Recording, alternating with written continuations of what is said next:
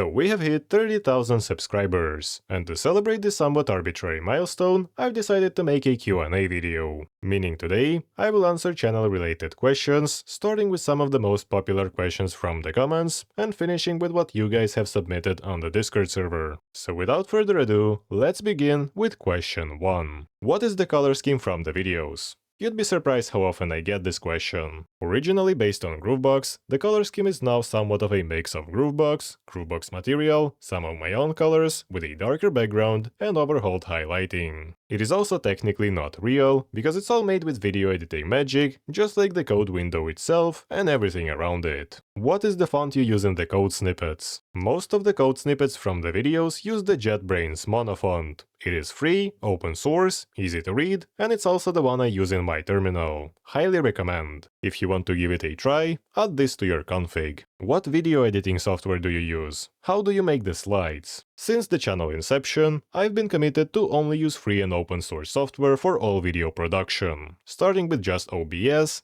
then extending my arsenal with Kdenlive, Audacity, and Blender, and eventually switching to primarily using Motion Canvas. If you haven't heard about it, it is an amazing TypeScript library that basically replaces a traditional bulky video editor with a way to compose animations with TypeScript and render them through a web browser canvas. It is incredibly powerful by default, but I personally didn't feel like writing JSX for every video, so I also wrote a minimal DSL that abstracts some boilerplate and gets rid of complexity. Meaning nowadays, my video making workflow consists of 3 steps in 3 programs. It all begins in my favorite scriptwriting program, NeoVim, where I write the entire script of the video, brainstorming the ideas and sections as I go. When it's more or less finished, I move on to my favorite video editor, NeoVim, where I write animation code using the previously mentioned DSL and some pre-made components. Then when the general video layout is finished, I head to record the audio in my favorite audio recording app,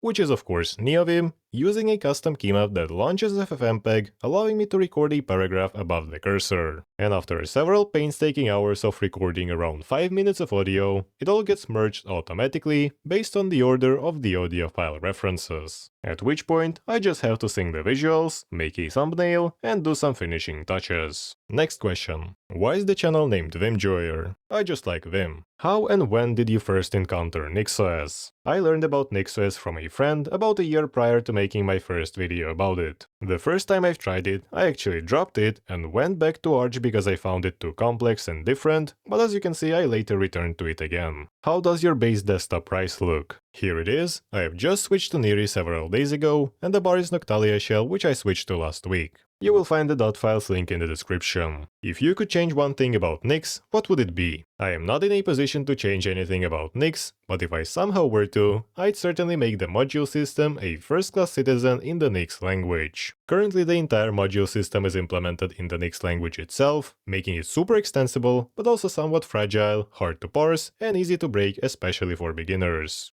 Do you ever see yourself switching off of NixOS? I actually really like this question, because despite what some may think, I am absolutely not married to a single operating system, so if anything better than NixOS were to come to the scene, I would certainly not be sinking with the ship.